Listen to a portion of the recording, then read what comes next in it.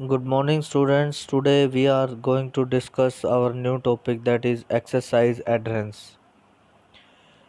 First, what do you mean by exercise? किसे बोलते हैं exercise? Exercise is a physical activity to improve health or fitness. अपनी health और fitness को improve करने के लिए जो भी हम फिजिकल एक्सरसाइज करते हैं उसे एक्सरसाइज बोलते हैं. A particular movement or a series of movement done to become stronger and healthier. हम जो अपनी बॉडी को स्ट्रॉन्ग और हेल्दी बनाए रखने के लिए कोई भी मूवमेंट करते हैं या कोई भी सीरीज ऑफ मूवमेंट करते हैं तो उसे एक्सरसाइज बोलते हैं. So next is, what do you mean by exercise adherence? Exercise adherence का मीनिंग है कि it refers to the strength of an individual commitment to perform physical exercise.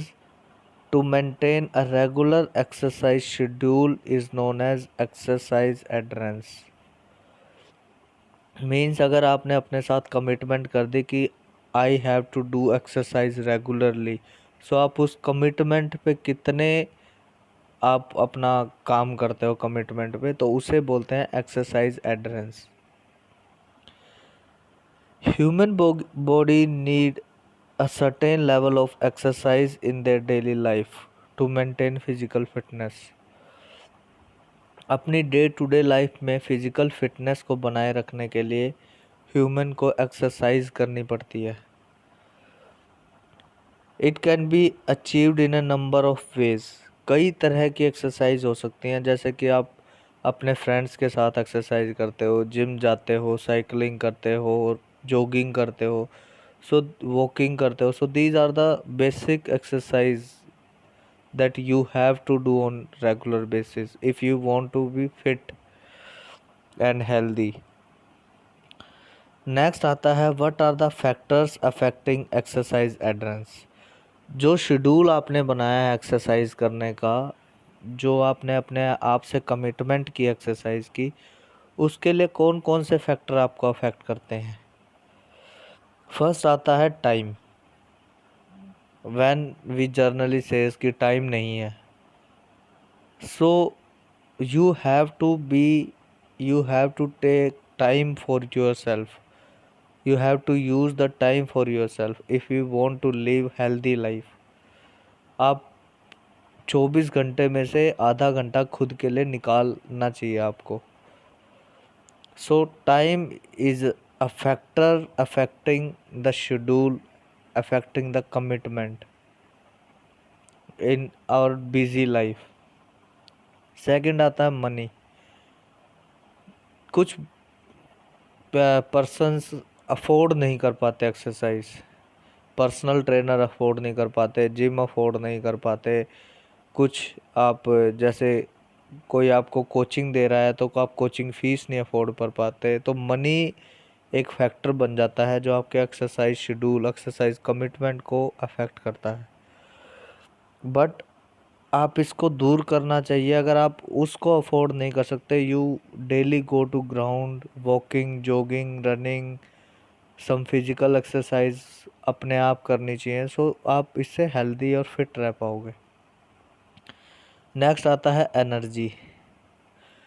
आज अपनी बिजी लाइफ में काम करते करते वी लॉस्ट आवर एनर्जी. तो जब एक्सरसाइज करने का टाइम आता है तो हम कहते हैं कि यार थक गए हैं. सो दैट्स नॉट, आपको इसको अपने आप को अफेक्ट नहीं करने देना है. सो आपको जो एनर्जी है वो राइट प्लेस पे यूज़ करनी है, वेस्ट नहीं करनी एनर्जी. नेक्स्ट आता है social support. Social support means society में जैसे फ्रेंड्स हैं, आपको सपोर्ट नहीं मिल पाता, आपके फ्रेंड्स नहीं जा रहे तो आपका मन नहीं करता. तो आपको अपनी लाइफ जीनी है, आप फ्रेंड्स के उससे जाके अपनी लाइफ को अफेक्ट मत किया करो. सो अपने शेड्यूल, अपने कमिटमेंट पे you have to be stable. Next है फैसिलिटीज़. फैसिलिटीज़ भी एक फैक्टर बन जाता है जो आपकी एक्सरसाइज एडरेंस को अफेक्ट करता है. क्योंकि कई जगह प्रॉपर फैसिलिटीज़ नहीं होती, ग्राउंड नहीं होते, ट्रैक नहीं होते, आपको रनिंग जॉगिंग का प्रॉपर एरिया नहीं होता। So this become the factors affecting exercise adherence. Next आता है क्लाइमेट। आपको क्लाइमेट कई बार सूट नहीं करता। कई बार आप इतनी सर्दी में कहीं रहते हो कि आप सुबह नहीं उठ पाते हो, तो आपको अपना एक्सरसाइज शेड्यूल ऐसा प्लान करना चाहिए कि आप अपने आप को उस कमिटमेंट को पूरा कर सको according to your time. Physical discomfort. जब आप एक्सरसाइज स्टार्ट करते हो तो आपका फिजिकली आपकी बॉडी थकान महसूस करती है।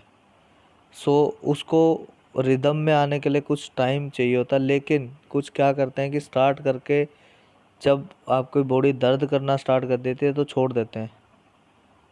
तो this become the factor affecting your schedule. आपको छोड़ना नहीं चाहिए, उसको कंटिन्यू स्लो स्लो रेगुलर करना चाहिए, धीरे धीरे आपकी बॉडी शेप में आ जाती है। नेक्स्ट आता है एक्सरसाइजिंग विद अदर्स। कईयों को आदत पड़ जाती है दूसरों के साथ एक्सरसाइज करने की। सो अगर वो नहीं जाते तो आप भी नहीं जाते। सो this become the factor affecting the exercise address. आपके शेड्यूल को इफेक्ट कर जाता है। सो आपको दूसरों की ना सोच के अपने कमिटमेंट पे स्टेबल रहना चाहिए। नेक्स्ट आता है what are the reasons to exercise. क्या क्या रीजंस हैं। सो फर्स्ट है इंक्रीज आवर सेल्फ कॉन्फिडेंस। जब आप एक्सरसाइज करोगे, हेल्दी रहोगे, फिट रहोगे, तो ऑब्वियसली आपका सेल्फ कॉन्फिडेंस अप होगा। Decrease depression level. आपकी थॉट माइंड पावर जो है आपको डिप्रेशन में नहीं जाने देगी, हमेशा आपका पॉजिटिव आउटलुक रहेगा, आप हमेशा लाइफ को पॉजिटिवली देखोगे। नेक्स्ट आता है इम्प्रूव डाइजेशन। जो भी खाओगे जल्दी पचेगा, आपको प्रॉपर एनर्जी मिलेगी। एक्सरसाइज हेल्प इन बूस्टिंग और क्रिएटिविटी। हम अपने ब्रेन का यूज़ कर पाते हैं, किसी काम को करने के लिए हम अपने ब्रेन का यूज़ कर पाते हैं, स्मार्ट वर्क कर पाते हैं। Gives us energy. एक्सरसाइज से एनर्जी मिलती है। Improves emotional stability. इमोशंस का मतलब होता है एक पर्सन्स के अंदर कई तरह के इमोशंस होते हैं, जैसे लव, अफेक्शन, गुस्सा, प्यार, नफ़रत, जेलिसी। सो इन इमोशंस को स्टेबिलिटी देती है exercise. Increase strength and flexibility. जब आपकी बॉडी प्रॉपर वर्कआउट में रहेगी तो आपकी बॉडी की स्ट्रेंथ और फ्लेक्सिबिलिटी ऑटोमेटिकली बढ़ेगी। Improve our brain health and memory. आपकी ब्रेन का हेल्थ, आपकी ब्रेन की थिंकिंग पावर, आपका जो है you can say reaction time बढ़ाती है exercise. Give positive attitude towards our life. Reduce heart disease. जब आपका हार्ट प्रॉपर यूज़ होना शुरू हो जाता है तो आपके हार्ट रिलेटेड डिजीज़ के चांसेस कम हो जाते हैं। जब आप नहीं करोगे एक्सरसाइज, फैट जमा जमा होता रहेगा तो आपके हार्ट में प्रॉब्लम आनी स्टार्ट हो जाती है, तो उसको रिड्यूस करती है exercise. Reduce the risk of diabetes. Control our blood pressure and cholesterol. So these are the reasons why we should do exercise regularly. That's all for today topic. Thank you.